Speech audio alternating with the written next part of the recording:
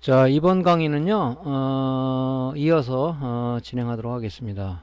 자, 전번 강의는 CCFL을 액정에서 제거를 하고 LED바를 액정 그 프레임에 붙이는 작업을 했습니다. 그죠? 그것까지 했어요.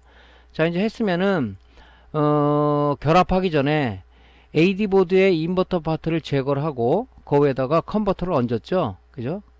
물론 뭐 구입해가지고 우리가 양부 판매를 했지만 이제는 립스보드에 인버터 파트를 제거하고 컨버터를 붙였기 때문에 그 부분이 제대로 동작하는지를 우리가 단독 테스트를 립스보드 단독으로 테스트하는 작업을 한번 거치는 게 좋습니다. 왜냐면 뭐 양부 판매를 이상이 없다 그래서 뭐 립스보드 AD보드 다 결합해가지고 나중에 문제가 되면 또 분해를 해야 되잖아요. 그러니까 분해하기 전에 한번 우리가 테스트 작업을 하는 거죠. 그래서 지금 액정에 우리가 LED를 두 개 붙여놨죠. 상하에 그걸 이제 그 컨버터에 립스보드 쪽에 컨버터에다 꽂고 지금 이제 우리가 파워를 눌렀을 때 점등은 안 될 거예요. 왜냐면은 AD보드를 붙여놨지 않기 때문에 AD보드에서 신호가 온오프 시그널이 넘어와서 컨버터 쪽에 PWM을 동작을 시켜야 되는데 지금 동작이 안 되잖아요. 그래서 우리가 이제 그 강제 온오프 신호를 넣기 위해서 우리 지금 데스크탑에 쓰는 이 파워 스위치 있죠? 요거를 한쪽은 우리가 5V 라인에 연결하고 한쪽은 온오프 라인에 연결했을 때 이렇게 되는 거죠. 지금 이게 케이블 쪽에 립스보드 쪽에 SMPS 파트에 보면 이렇게 이 단자가 커넥터가 있죠. 여기 한쪽은 이게 5V 이게 AD 보드로 넘어가는 5V 전압이란 말이죠. 근데 한쪽은 뭐냐면 온오프 단자라고 있어요. 온오프 단자라고. 그죠? 온오프. 그러면 여기 스위치가 이렇게 있으면 이게 스위치예요. 스위치가 있으면 한 단자는 5V 연결하고 한 단자는 온 단자 연결하는 거예요. 하지만은 눌렀을 때 그죠? 5V 전기가 이 온오프 시그널 단자를 통해서 이쪽으로 PWM에 이네이블 단자가 들어갈 거 아닙니까? 그럼 눌렀을 때 누르는 순간에는 들어갔기 때문에 이 백라이트, LED 백라이트가 점등이 되고 스위치를 뺐을 때는 다시 전기가 끊기니까 백라이트가 꺼지겠죠. 이렇게 해서 이 지금 교체한 LED 백라이트가 제대로 점등이 되는지 안 되는지 그죠? 이 우리가 립스보드를 통해서 신호를 넣었을 때 이 LED 백라이트가 제대로 켜지는지 안 켜지는지를 우리가 단독으로 테스트한 다음에 조립을 해야 되겠습니다. 그죠? 이렇게 이제 하는 거예요. 그러니까 여러분들 이런 스위치를 이용해서 뭐 AD 보드를 연결하지 않더라도 우리가 스위치를 이용해서 이 5V 신호를 이 단자를 통해서 온오프 단자를 통해서 들어가면 되는 거죠. 이렇게 응용하는 게 또 뭐가 하나 있죠? TV 쪽에 SMPS 보면은 메인 전압을 기동하기 위해서 우리가 TV SMPS는 스탠바이 방식이라고 했죠. 여기 지금 모니터에 쓰는 방식은 오토 방식이에요. 220V 전원을 여기다가 인가를 하게 되면 여기 인가를 하게 되면 이쪽으로 220V를 그죠? 인가를 하게 되면은 5V, 12V가 자동적으로 나온단 말이죠. AD 보드에 필요한 5V, 12V는 어디 있어요? LCD 모니터는 인버터 쪽에 하는 거고 LED 모니터는 컨버터 쪽에 12V를 공급하기 위해서 오토 방식으로 나온단 말이죠. 그죠? 근데 이제 TV는 어떤 방식이에요? 220V 전원을 여기다 꽂게 되면 스탠바이 5V 밖에 안 나오죠. 그죠? 왜냐면 전력을 갖다 우리가 낭비하는 전력을 막기 위해서 스탠바이 형식을 취하는 거죠. 그래서 파워 버튼을 누르게 되면 뭡니까? 그죠? 스위칭 회로를 통해서 메인 전압이 기동해서 12V, 5V, 33V, 24V를 쓰는 거잖아요. 그죠? 그러니까 만약에 SMPS 단독으로 해서 220V를 꽂았을 때 메인 전압 기동하려면 어떻게 되겠어요? 그죠? 우리가 지금 강제적으로 그 TVD 집어넣을 수가 있잖아요. 그죠? 스위칭 신호를, 그죠? 5V 신호를 갖다가, 그죠? 같이 이런 식으로 연결해갖고 쓰시면 되는 거잖아요. 그죠? 그래서 이제 우리가, 이런 식으로 응용할 수가 있다. 그래서 이렇게 단독으로 한번 테스트 해보는 게 중요합니다. 왜냐면 했을 때 또 오동작이 일어날 수가 있어요. 그 전에 테스트한 것은 컨버터 단독으로 테스트했기 때문에 립스보드, 즉 SMPS하고 연계해서 쓰는 방식이 아니었었지 않습니까? 근데 개조를 했기 때문에 립스보드 단독으로 한번 테스트하는 게 중요하다 하는 거죠.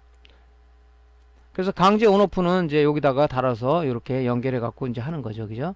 그래서 버튼을 눌렀을 때는 5V 신호, 시그널이 들어가니까 PWM 이네이블 단자로 들어가서 PWM 스위칭을 해서 그죠? 이 전기를 이쪽으로 공급해 주는 거겠죠.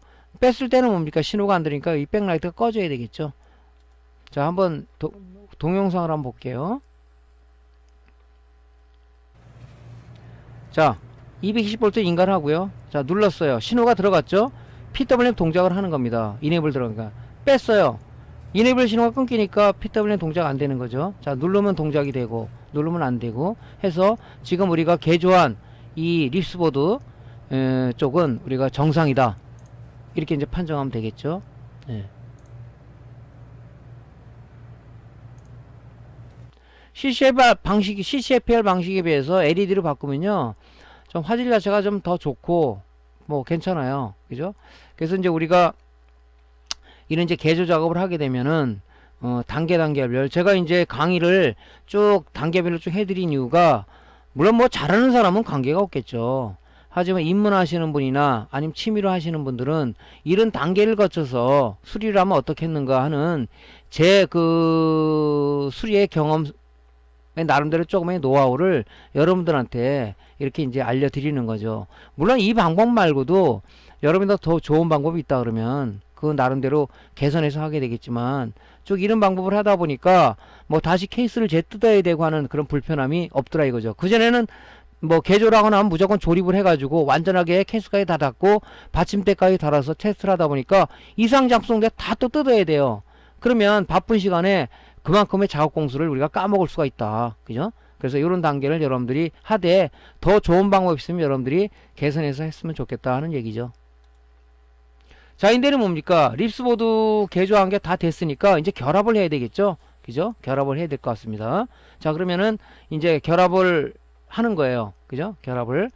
요거까지 지금 조금 전에 한 건 뭡니까? 립스보드 단독이지만 이제는 AD보드하고 결합해서 패널하고 다 같이 결합을 해가지고 케이스를 덮기 전에 한번 이제 종합 테스트를 한번 더 하는 거죠. 왜 그러냐면은 요거는 이제 립스보드는 이상이 없다는 걸 확인했어요. 근데 AD보드나 패널 쪽이나 아니면 OS 쪽에 이상이 있을 때는 또 우리가 완전히 결합하면 뜯어야 되는 사태가 또 벌어질 수가 있지 않습니까? 그래서 결합을 하는 거죠. 그죠? 자, 이렇게 해서 결합을 해요. 그리고 이제 우리가 보통 이제 여러분들이 ISPG가 갖고 있죠. ISPG가 좋은 점이 뭐냐면은 우리가 롬 라이팅도 관계 잘 되지만은 얘는 이제 뭡니까? 에이징 툴을 내장하고 있어요. 그래서 보통 테스트 화면이 한 6개인가 8개가 되는데 꽂아놓고 하면 이렇게 PC를 연결하지 않더라도 우리가 이 지금 개조하고 수리한 이 모니터가 정상적으로 화면이 구현되는가를 에이징 툴에 의해서 테스트를 할 수가 있다. 그래서 요거 간이 테스트할 때는 여러분들 이거 그냥 지그를 사용하세요. 지그를 사용하는데 저 같은 경우는 그 ISP 지그에 그 5V 그죠? 이 USB 케이블을 통해서 5V 신호를 줘야 되는데 보통 여러분들이 PC에 꽂죠. 그것도 불편하잖아요. 그래서 요걸 지금 ISP 지그에 이렇게 제가 개조를 한 거죠. 만들어서 여기다가 외장 배터리를 이렇게 하나 달았어요. 외장 배터리 충전을 해서 에이징 지그 쓸 때는 그죠? 여기서 전원을 공급하는 거죠. 그죠? 롬 라이팅 할 때 이거 하면 안 되겠죠. 왜냐면 이 USB 케이블 통해서 PC와 통신을 해야 되기 때문에 이렇게 하면 안 되겠죠. 그죠? 이 전원만 단순히 공급하는 용도로 쓰는 거죠. 그래서 이렇게 하게 되면 이제 화면이 AD 보드하고 패널하고 OSD 보드를 정상적으로 결합했을 때 제대로 동작되는지를 마지막으로 테스트할 수가 있다. 그죠? 이렇게. 자, 조립을 해야 되겠죠, 이제. 요 조립할 때도 이게 고객 거기 때문에 그죠? 조심해서 기스 안 내게, 펌집 안 나게 또는 뭐 파손이 안 되게 좀 조심해서 다뤄야 될 것 같습니다. 저도 초년 시절에는 막 험하게 다루다 보니까 밑에 뭐 깔지도 않고 막 다루다 보면 막 기스도 나고 그래서 소비자들이 별로 싫어하는 그런 경우도 많이 당했죠. 여러분들 할 때는 요 밑에다가 뽁뽁이 같은 거라든가 아니면 여러분들 뭐 그 부직포 같은 거라든가 뭐 헝겊 같은 천을 갖다 밑에 깔고 그렇게 작업을 해줘야 돼요. 노트북도 마찬가지입니다. 왜냐면 이 플라스틱 재질이기 때문에 이 흠집이 잘 나요, 이게. 그죠? 그러니까 그러면은 또 소비자가 싫어하니까 하여튼 요거 할 때는 저는 교육하다 보니까 자료를 만들어 보니까 밑에다 안 깔았는데 여러분들이 요 밑에다가 뭐 뽁뽁이를 깐다든가 그죠? 뭐 헝겊을 깐다든가 뭐 부직포를 깐다든가 그런 식으로 해서 여러분들이 좀 이 손상이 안 되게끔 해야 될 겁니다. 자, 이제 조립을 해야 되겠죠.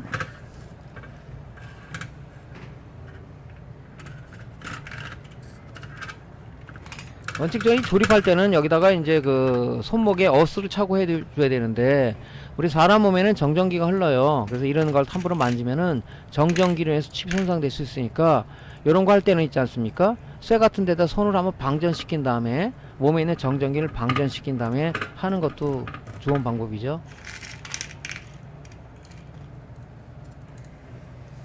요 나사통에 꼭 보관하라고 그랬죠. 왜냐면 모니터 같은 경우도 나사 분실하게 되면 또 똑같은 거 찾으려면 또 시간 걸리잖아요. 그러니까 요런 나사통에다가 덮개를 닫아 놓게 되면 분실 우려가 없어요. 그러니까 요렇게 나사통에 담아 가지고 여러분들 이제 분해 조립할 때 불편함 없이 이렇게 하는 방법을 쓰면 좋겠죠.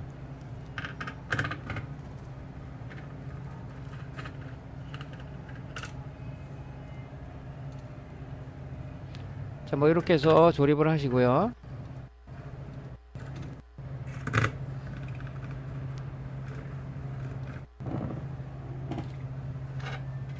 이제 캐스를 덮지 말고요. 캐스를 덮지 말고 이제 한번 테스트를 더 해야 되겠죠.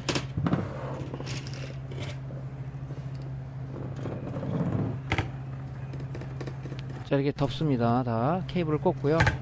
가지런히 정리 좀 해주고, 다른 거는 이제 여기다가 나사를 결합하는 것이 있는데 삼성 같은 모니터는 여기 나사를 이 지금 케이스에 이렇게 결합하는 부분이 없어요. 여기 지금 가이드가 있어서 여기다 꽂고 그냥 덮는데, 테스트하기 좀 우리가 흔들지 않기 위해서 여러분들이 갖고 있으면 OPP 테이프 있죠?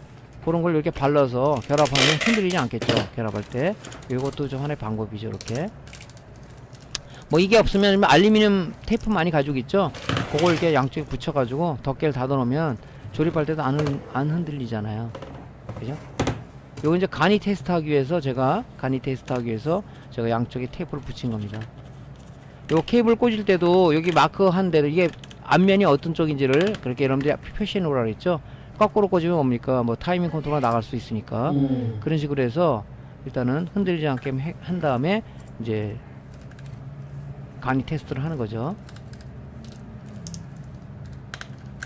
요 포트는 지금 재활용한 거죠. 그러니까 이게 요걸 재활용 안 하면 이쪽으로 들어가야 되는데 또 셋톱으로 잘라야 되잖아요. 그러니까 기존의 립스보드 인버터 파트에 있는 커넥터는 재활용하게끔 하면 좋죠. 그죠? 사용하기가. 자, 이제 ISP 지그를 통해서 에이징 테스트를 한번 하는 겁니다. 화면 테스트를. 여기는 외장 배터리잖아요. 전원을 꽂았어요. 외장 배터리 전원을 누르게 되면 여기서 5V가 이쪽으로 공급되어 가지고 ISP 지그가 동작을 하는 거죠. 자, 이런 식으로 해서 지금 정상적입니다. 그죠? 이 화면이 잘리는 것은 왠지 정상인데 얘는 지금 뭐 이 해상도 조정하는 부분이 없어요. 요거보다 이제 좀 단가가 높은 건 있습니다. 이건 그게 없기 때문에 약간 화면이 잘릴 수도 있어요. 그죠? 요거 말고 요 윗버전 나온 것들은 해상도가 뭐 1280에 1024니 이렇게 맞추는 게 있단 말이죠. 그걸로 해서 하면 되는데 뭐 요렇게 해서 일단은 정상이라고 봐야 되겠죠. 자, 이런 식으로 이제 테스트를 거쳤어요. 이제 그러면 개조한 모든 부품은 이상이 없다는 것을 판정했어요. 이제 그럼 뚜껑을 닫아야 되겠죠. 그죠? 개조 부품을 다 조립을 한 후에다가 이제 뚜껑을 닫는 거죠. 뚜껑을 단 다음에 이제 제일 중요한 것은 뭐냐면 요거는 이제 뭐 잘 되는 걸 개조했으니까 문제가 없는데 우리가 수리한 상황에서 뚜껑 닫았고 고객한테 인도했을 때 그 뭐 며칠 있다 아니면 바로 연락이 오는 경우가 있어요. 한 4-5시간 썼는데요. 모니터가 또 꺼져 버리네요. 아니 뭐 줄이 생기네요. 이렇게 연락이 오는 경우도 있어요. 왜 그러냐면은 모니터가 어떤 열이 받았을 때 이상 작동하는 게 있고요. 또 몇 시간 지나면 또 꺼져 버리는 게 있어요. 꺼져버린 이유는 뭐냐면 여러분들이 이제 초보자들 같은 경우는 립스보드 쪽에 SMPS 파트 쪽을 수리할 때 보통 여러분들이 눈으로 보이는 뭐 배가 부르는 콘덴서라든가 아니면 봐서 뭐 이상한 걸 그거만 갈았어요. 그거만 갈았을 때는 그 주위에 있는 콘덴서를 다 갈아줘야 됩니다. 만약에 콘덴서가 용량 감퇴가 돼가지고 콘덴서가 폭발을 해서 어떤 배가 불렀다 하는 것은 그 주위의 콘덴서들도 다 용량 감퇴가 됐다고 봐야 돼요. 그래서 뭐 수리맨들은 간혹 원가 절감을 하기 위해서 그 몇 개만 가는 경우가 있는데 콘덴서 가격 얼마 안 하잖아요. 그래서 갈 때도 저 같은 경우는 좀 장시간용 콘덴서를 씁니다. 가격 차이는 조금 나는데 그렇게 많이 비싸진 않아요. 그래서 그 부분을 보통 립스보드 2차 측 부분하고 그 다음에 이제 우리가 스위칭 부분 PWM에 VCC 공급해주는 그 47 마이크로의 조그만 콘덴서가 있어요. 걔까지 교체해 줍니다. 왜냐면 걔도 일을 많이 하거든요. 그래서 콘덴서 갈 때는 그런 부분들을 해야 중간에 사용하다 꺼지지가 않는단 말이죠. 꺼진다는 얘기는 즉 전기가 딸리니까 꺼지는 경우가 많아요. 그죠? 그러니까 그런 부분들은 여러분들이 이제 그 SMPS 립소드 수리할 때는 콘덴서 하나 터졌다 하나만 갈지 말고 주위에 있는 걸 다 갈아줘라 하는 것을 우리가 기본 원칙으로 해야 됩니다. AD보드도 마찬가지예요. 뭐 우리가 지금 아답터 타입으로 들어가는 것은 스위칭부에 들어가 있어 12V 그 전원을 우리가 지금 콘덴서를 거쳐서 스위칭 레귤레이터로 들어가는데 그거만 터졌다고 그거만 가는 경우가 있단 말이죠. 그러지 말고 가능한 제코를 안 나오기 위해서 그냥 콘덴서가 그렇게 터졌다 그러면 모든 게 다 문제가 됐다고 다 갈아줘 버리세요. 그럼 몇 개가 돼요? 많이 갈아 10개입니까? 예, 그 정도 갈아주는 게 좋습니다. 제가 예전에는 저도 몇 개만 갈았어요. 근데 제콜 들어오는 확률이 높더라고요. 다 갈아줬어요. 그냥 다 갈았더니 하여튼 뭐 소비자들이 와서 아직도 빵빵하게 잘 쓰고 있습니다. 이렇게 얘기할 때 결론적으로 뭐냐, 그 용량 감퇴된 부분을 다 가르다 보니까 다시 이제 새 모니터처럼 여러분 그 고객들이 쓰고 있는 거죠. 그러니까 그런 경우가 많다 이겁니다. 그걸 여러분들이 참조해서 교체해 주시면 좋겠습니다. 요런 지금 삼성 모니터 이런 거는 좀 열기가 좋아요. 요런 같은 옛날 모델들은 그죠? 여기 밑에만 뜯고 여기만 뜯으면 그냥 쑥 열려버려요. 그죠? 요런 것들은 참 뜯기가 좋습니다. 이런 것들은. 근데 아주 뜯기가 난해한 것들이 있고 잘못하면 부러지는 경우도 있고요. 그래서 이 분해할 때도 조심해야 돼요. 그죠? 이 삼성 모니터 같은 건 요런 모델은 좋아요. 여기 뜯고 양쪽 여기만 밑에만 뜯고 여기만 살짝 하면 그냥 위 뚜껑이 쑥 열려버리거든요. 그러니까 모니터 이제 뜯을 때 결합할 때도 우리가 이제 요 주위에 훼손이 안 되게끔 뭐 안에 있는 락 몇 개는 부러져도 관계없어요. 나사를 조이니까 뭐 조금 몇 개가 손상돼도 관계는 없습니다. 근데 보이는 부분에 문제가 돼서 뭐 부러지거나 흠집이 나거나 그러면 소비자 컴플레인을 받아야 된다는 얘기죠. 기본적으로. 자, 요렇게 해서 이제 재조립을 합니다. 이제 마지막에 그죠? 우리가 이제 소비자가 뭐 그렇게 전화 오는 경우가 있다고 그랬죠. 그러니까 뭐 에이징 지그를 통해서 해도 되지만 뭐 보통 컴퓨터에 가게 PC 하나씩들 있죠. 테스트용. 해놓고 그냥 에이징을 보통 한 30분 정도 걸어 놓으세요. 걸어 놨을 때 이상 작동이 되는 경우가 있단 말이죠. 옛날에는 이 수리하고 나서 소비자가 이제 고장 접수를 할 때 얘기를 해요. 모니터가 몇 시간만 쓰면은 뭐 좀 이상 작동이 좀 되고 화면에 줄도 생기고 뭐 가독성도 떨어지고 그러면서 이렇게 접수를 하잖아요. 그래서 옛날에는 이제 모니터를 극한 상황으로 만들기 위해서 짧은 시간에 여기다가 비닐봉지를 씌워가지고 비닐봉지 뒤에 꽉 묶어가지고 얘를 1시간 동안 켜놔본다고요.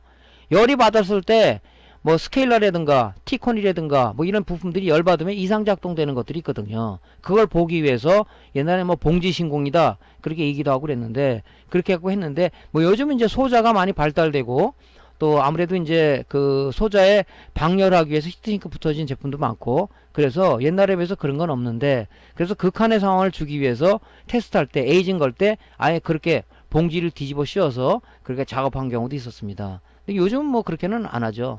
근데 소비자가 이제 할 때 한 시간만 지나면 그래요. 그런 때는 한번 극한 상황을 줘볼 필요도 있다는 얘기죠. 그죠? 그래서 이렇게 해서 완전하게 되면 이제 고객한테 인도하는. 지금 요 모니터는 지금 받침대가 없죠. 저희가 CCTV 업자들이 뭐 모니터를 많이 두고 임대하면서 그런 CCTV 업자들이 저희 거래해 갖고 고장난 걸 갖고 오는데, 그죠? 요거는 지금 백라이트가 나간 제품이었었어요. 그래서 제가 LED로다가 교체 작업을 해준 겁니다. 이렇게. 그래서 그전하고 비교해 보니까 상당히 선명도도 좋고 좋습니다. 이렇게 갈아 놓으니까.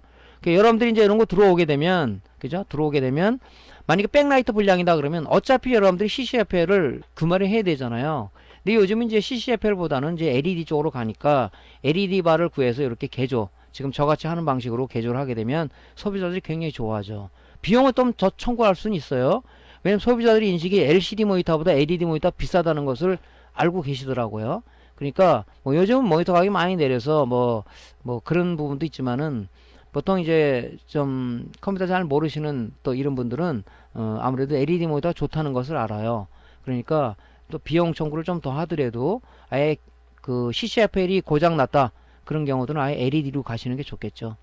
자, 이렇게 해서 이제 에이징을 이제 걸고 고객한테 인도를 하면 되겠죠.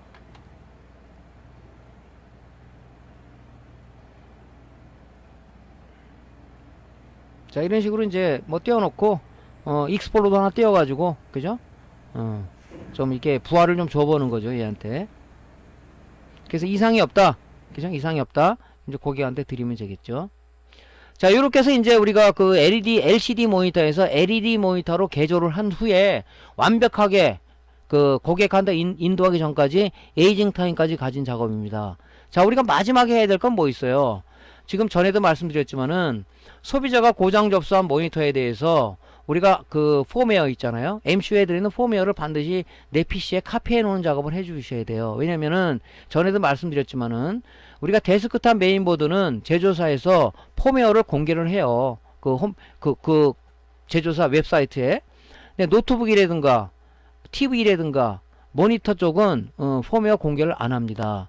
그래서 여러분들이 이제 수리가 들어왔을 때 폼웨어 불량이라고 판정이 되는 것은 폼웨어를 우리가 ISP직을 통해서 업데이트를 시켜줘야 되는데 그 부분이 없어서 구하게 하려고 의뢰를 하게 되면 잘 주지를 않습니다. 그죠? 잘 주지를 않아요. 저희 지금 카페에 봐도 이제 수리 많이 하시는 분이 있는 것 같아요. 그분은 참 고맙게도 한 폼웨어를 좀 계속 올려주고 있어서 우리 지금 그 카페 멤버들이 좀 편하지 않을까 생각도 합니다. 그런 걸 좀 도움을 주셔야 되는데 대부분이 도움을 좀 안 주세요. 그런 부분들을 올려놓으면 답변도 없고 뭐 어떤 분은 간혹 주기도 하고 하지만은 그랬을 때는 우리가 소비자하고 약속이잖아요. 시간 약속인데 시간은 없고 소비자는 자꾸 재촉을 하고 그러니까 이런 거 들어왔을 때 ISPG가 좋은 점이 뭐예요? MCU를 탈거하지 않은 상황에서 그죠? RGB나 DVI나 HDMI 포트를 통해서 우리가 PC에 카피할 수가 있잖아요. 반드시 이걸 카피하는 작업을 해 놓아야 됩니다.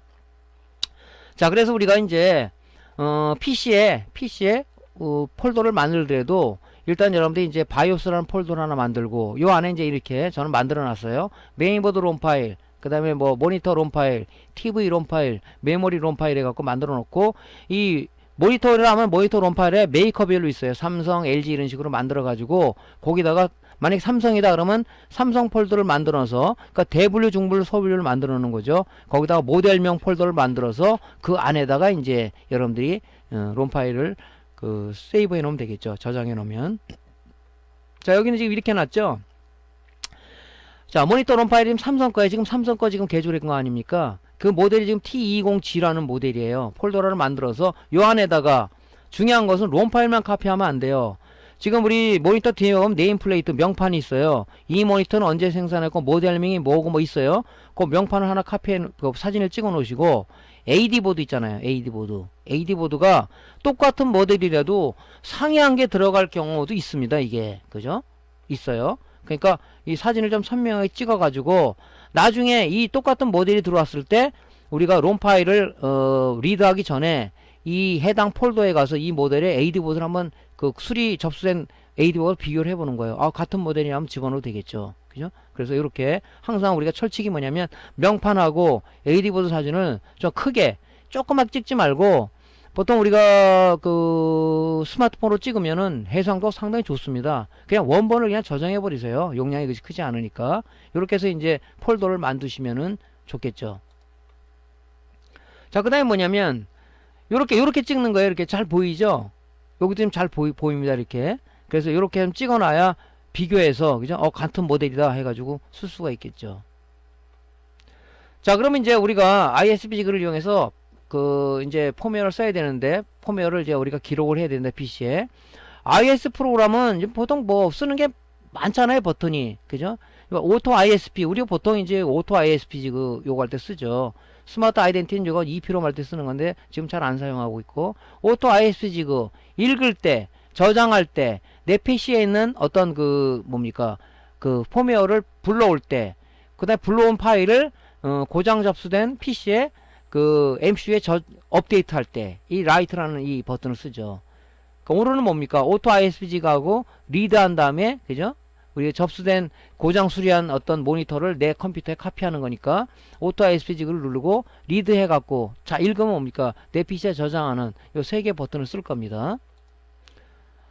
자, 연결 방법은 간단해요. 일단은 이 USB 케이블을 통해서 PC와 PC에 전원 오버트를 받고 이 USB 케이블을 통해서 PC, 그죠? ISP 지그 프로그램과 통신을 하는 거니까 요걸 PC와 연결하겠죠. 요게 1번 1단계죠. 2단계는 뭐냐면 요 RGB 케이블을 통해서 통해서 지금 모니터에 RGB 포트에다 연결하는 거죠.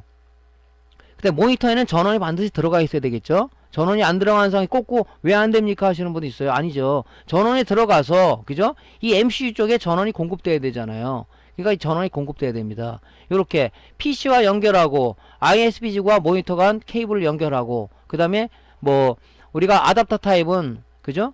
이 아답터 전원을 갖다 그 인가를 해줘야 되고 립스보드 방식은 220V 전원을 갖다 인가를 해주는 방식으로 해서 이렇게 연결을 합니다. 그 다음에 뭡니까? ISP 지구 프로그램을 띄워야 되겠죠? 그러니까 우리가 이제 그 모니터에 있는 거를 우리가 리드를 해야 되는 거니까 일단 이 ISP가 좋은 게 뭐냐면 오토 ISP라는 그 버튼을 클릭하게 되면 얘 MCU로 바로 인식을 해버려요. 바로 얘가 인식을 합니다. 그래서 인식이 됐다면 리드를 해가지고 이 MCU의 내용을 읽는 거죠. 읽어서 됐다 그러면 뭐 세이브를 하는 거죠. 이때 우리가 잘 봐야 될 게 뭐냐면은 요 OK 사인이 떨어져야 돼요. 이게 에러로 떨어지면 문제가 있는 거예요. 그거는 보통 보면 이제 어떤 게 있냐면은 MCU 안에 폼에 락을 걸어놓은 것들이 있어요. 카피 못하게 그런 제품도 있습니다. 그죠?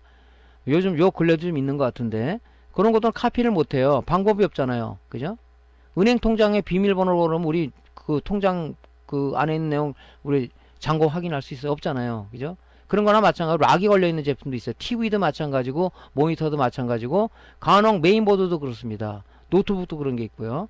그래서 그런 건 어쩔 수가 없어요. 그래서 이제 지인들한테 간혹 락이 풀린 그 똑같은 모델에 락이 풀린 또 그 펌웨어가 있을 수도 있거든요. 그럼 뭐 좀 절친한 사람이 있으면 야 요거 좀 락 풀린 제품 있냐 하고 물어서 있으면 좀 구해야 되겠죠. 그런 것들은. 자 이렇게 이제 하는 겁니다. 이 전자의 회로를 컨트롤하는 부분은 이렇게 여기 보면 요게 MCU예요. 225 뭐로 나가는 게 있어요. 225 요게 MCU예요. 요 삼성 제품도 MX 사걸 쓰는데 여기 25L005 그 뭡니까 MCU를 쓰는데 요게 이제 전자회 요 디바이스 안에 펌웨어가 들어가서 그 펌웨어에서 전자회로를 우리가 버튼을 눌렀을 때 그 신호를 가지고 얘가 연산을 해서 전자회로를 컨트롤하는 거죠. 모니터에서는 뭐 인버터 전원도 온시키고 패널 전원도 온시키고 사운드 소리를 줄이거나 늘릴 수도 있고 그 다음에 화면을 밝게 하고 줄이게 할 수 있고 이 MCU 안에 있는 이 펌웨어가 연산을 하는 겁니다. 그죠? 얘가 하는 거예요. 그래서 얘가 손상이 되면 전자회로 컨트롤 한다니까 모니터 동작이 안 되겠죠? 예. 다음에는 이제 펌웨어 불량일 때 현상을 제가 한번 강의를 한번 해드리려고 할게요. 제가 지금 강의 올리는 내용은 유형별로다가 그죠? 유형별로다가 여러분들이 스스로 수리할 수 있는 단계까지 갈 수 있게끔 제가 이제 실전 수리를 이렇게 만들어 드리는 겁니다. 그죠? 자, 이제 ISP 지급 이제 다 연결이 됐으니까 ISP 지급 프로그램을 띄워야 되겠죠? 자, 띄웠어요. 오토 ISP를 누르게 되면 막바로 얘가 MCU를 인식해요. 마스터 거라고 그랬죠? 그죠? 마스터 제품으로 이렇게 인식해서 여기 OK 사인이 떨어져요. 인식했다. 이게 에러가 떨어지거나 아무것도 안 나오면 안 되는 거죠. 자, 이렇게 해서 MCU를 자동 인식하는 거죠. 자, 그 다음에 뭡니까? 인식했으니까 MCU 안에는 펌웨어를 읽어야 되겠죠. 리드 클릭하게 되면 쭉 뭐 어쩌고 저쩌고 하면서 OK 사인이 떨어져요. 요거 OK 사인이 떨어지는 거를 잘 보셔야 돼요. 그러면서 얘가 뭡니까? 얘 품번을 갖다 바로 알려줍니다. 얘는 SPI 플래시 롬으로서 그죠? 모델명이 이 디바이스는 MX25L1005 모델이다 하는 걸 알려줍니다. 그죠? 그래서 요게 MX25L1005구나. 그죠? 하고 우리가 알 수가 있는 거죠. 자, 리드를 했어요. 이제 읽었으니까 내 PC에 저장을 해야 되겠죠? 자, 저장을 합니다. 세이브 아이콘을 눌러요. 그러면 어느 폴더에 지정해서 넣을 거냐는 게 나와요.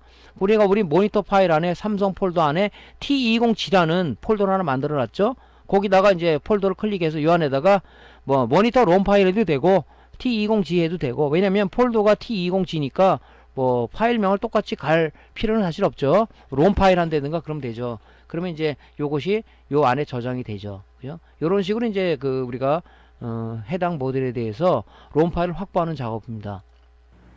자, 한번 볼게요. 이렇게 연결하는 거죠.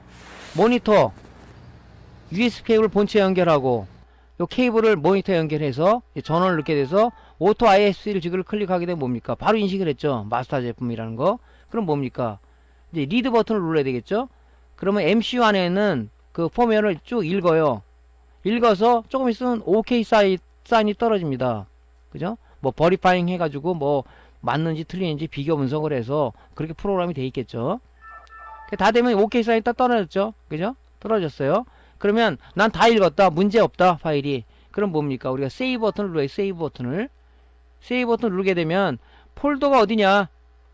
그러면 이제 우리가 조금 전에 말씀드린 이게 삼성 제품이라고 그랬죠? T250 폴더 안에다가 뭐 여러분들이 임의로다가 폴더명을 적는 거죠. 그죠? 저장하게 되면 뭡니까? 파일 세이브도. 그죠? 파일 세이브가 됐습니다 하고 명령이 떨어졌죠. 그러면 내 저장된 파일들이 이제 뭡니까? 내 폴더에 보관이 된 거죠. 그럼 나중에 T220G라는 모델이 폼웨어 분량으로 들어왔을 때는 누구한테 아쉬운 소리 안 하고, 그죠? 막바로 ISP직을 통해서 바로 이게 바로 케이스 분해하지 않고 ISP직을 통해서 폼웨어 분량인 것 같아. 내가 폼웨어를 가지고 있으니까 ISP직을 업데이트 하니까 화면이 제대로 나와. 그럼 뚜껑 열지 않고, 그죠? 손 안 대고 코 푸는 거죠? 예. 그래서 이게 참 좋은 방법입니다. ISP지그가 하나 있으면 여러분들이 TV든 뭐 모니터든 수리하기가 좀 편하죠. 이런 것들은. 그러니까 이렇게 확보하는 작업이 우리가 이제 수리하면서 마지막에 꼭 바쁘다고 그래서 보통 보면 뭐 폼웨어 카피들을 안 해요. 아예 뭐 다음에 하지. 또 들어오겠지. 저도 애로사항 겪은 적이 있는데 똑같은 모델을 했는데 모로코 폼웨어 카피하는데 다음날 똑같은 모델이 들어왔는데 그것이 똑같이 불량이에요. 보통 보면은 어떤 특정 모델에서 똑같은 분량이 들어오는 경우가 많습니다. 아, 딱 보니까 그 파일이 없네. 그래가지고 뭐 누구한테 해도 없다 그러고. 그래서 이제 그게 모텔 제품이었었는데 죄송하지만 저 모니터 잘 되는 거 하나만 갖고 좀 갖다 주시면 안 되겠습니까? 왜 그러냐고 묻더라고요. 그래서 그거 뭐 하나 카피를 해야 된다니까 막 역정을 내시더라고. 그래서 뭐 어떻게 해요? 죄송합니다. 제가 빨리 수리를 해드려야 되는데 그래가지고 그 아들분이 하나 갖고 와서 빨리 카피해서 보내고 다시 이제 그 폼웨어를 이제 저장해서 쓰고 있는데 똑같은 모델, 특히 PC방도 마찬가지입니다. PC방 같은 경우도 똑같은 모델이 많잖아요. 꼭 그 제품들은 어디가 나가면 그 부분이 나가요. 폼웨어 분량하면 꼭 폼웨어 분량이 또 들어옵니다. 그러니까 반드시 우리가 뭐냐면 뭐 수리하거나 아니면 지금 뭐 개조 작업을 하거나 고객한테 들어온 제품은 무조건 우리가 복사를 해놔야 된다. 노트북도 마찬가지고 TV도 마찬가지고 그죠? 모니터도 마찬가지고 이렇게 나와야 여러분들이 누구한테 아쉬운 소리 안 해요. 진짜 이걸 부탁하면 그건 좀 줬으면 좋겠는데 안 준단 말이죠. 그래요? 안 줘요. 자, 그거 주는 사람들은 정말 참 좋은 사람들이죠. 그죠? 서로 공유해야 되는데 공유를 안 하려고 그럽니다. 특히 기술 세계는 특히 그런 것 같습니다. 그죠? 그래서 여러분들이 요거를 머릿속에 수리했다. 뭐 수리하기 전에 뭐 예를 들어서 화면이 이상이 있다. 근데 정상 작동인 것 같다 그러면 그냥 ISP 통해서 내 PC에 그냥 롬부터 카피라는 작업부터 하고 수리를 들어가시든가 여러분들이 그거는 좀 알아서 작업하시면 될 것 같아요. 다 하고 줬는데 아차 카피 안 했지 이렇게 되는 경우도 있단 말이죠. 요거는 여러분들이 여러분 스스로가 챙겨야지 누가 챙겨주는 상황이 아니거든요. 그래서 앞으로 수리할 때 롬 파일이 없어서 수리 못하는 그런 일이 없도록 하시는 게 좋을 것 같습니다. 자, 이번 강의는요, LCD 모니터를 LED로 개조하는 거다. 즉, LCD 모니터, LED 모니터 하면 자꾸 다른 세계로 생각하시는 분이 있는데, 다른 게 아니라, 즉, 액정은 광원을 비춰주지 않으면은, 액정 자체 영상이 안 나타난다. 그 액정이. 그죠? 그렇기 때문에, 뒤에 백라이트를, 그죠? 광원을 비춰줘야 되는데, 그 백라이트 방식이 형광등 방식의 CCFL을 썼냐, 아니면 LED 방식의 LED 바를 썼냐에 따라서 우리가 광원이 틀리다. 그래서, CCFL, 형광등을 쓴 걸 모니터, 광원을 쓴 걸 갖다가 LCD 모니터라고 얘기를 하고, 그 다음에 LED 광원을 쓴 걸 갖다가 LED 모니터라고 얘기한다. 원칙적으로 용어는 LCD 백라이트 모니터, 이렇게 얘기하는 게 정확한 얘기 같고요. LED 백라이트 모니터다, 이렇게 하는 게 좋을 것 같습니다. 제 생각이에요. 근데 이제 그거를 뭐 틀린 부분이 있다고 얘기를 하시는 분이 있을지도 모르겠는데, 광원만 틀리는 거예요. 단 틀린 부분 하나가 있죠. CCF에 형광등을 켜주기 위해서는 교류를 공급해주기 때문에 인버터라는 부분이 있는 거고요. 인버터라는 건 뭐라 그랬죠? 직류를 교류로 바꿔주는 것을 인버터라고 그런다. 그러면 LED는 플러스 마이너스 극성이 있는 전자 소자입니다. 그렇기 때문에 교류를 가해주면 안 되겠죠. 직류를 가해주기 때문에 바로 컨버터라는 거, 드라이버 보드 내지는 컨버터 보드를 쓰는 거예요. 그래서 컨버터는 뭐냐? 직류를 직류로 승합을 시켜주는 거예요. 그죠? 직류를 어떻게 승합을 합니까? 직류를 스위칭을 통해서 교류를 만들어서 높은 전압으로 승합을 한 다음에 걔를 뭡니까? 쇼트키 다이오드와 LC 필터를 통해서 LED가 원하는 전류를 높은 전류를 만들어서 공급하는 방식이죠. 그거만 틀린 거지 다른 건 똑같습니다. LED TV, LED LCD TV 그것도 똑같아요. 모니터하고. 단지 TV는 부가열어가 좀 더 들어가 있다는 그런 부분이고 SMPS가 조금 틀린 부분이 뭐냐면 우리가 이제 그 TV는 많은 전력을 필요하다 보니까 전력 효율 보상 회로하고 공진 회로가 들어가 있어서 최대 출력을 끌어올리는 그런 회로가 들어가 있다는 거 말고는 같아요, 사실은. 그래서 여러분들이 이제 그 CCFL 분량이 고객한테 이렇게 접수가 됐을 때 이거를 LED, 요즘은 LED로 교체하는 게 좋을 것 같습니다 하고 소비자한테 권유하시는 게 좋을 것 같습니다. 자, 오늘 강의가 도움됐으면 구독, 클릭하고 좋아요 좀 눌러주시고요. 다음에 더 좋은 강의로 찾아뵙겠습니다. 자, 감사합니다.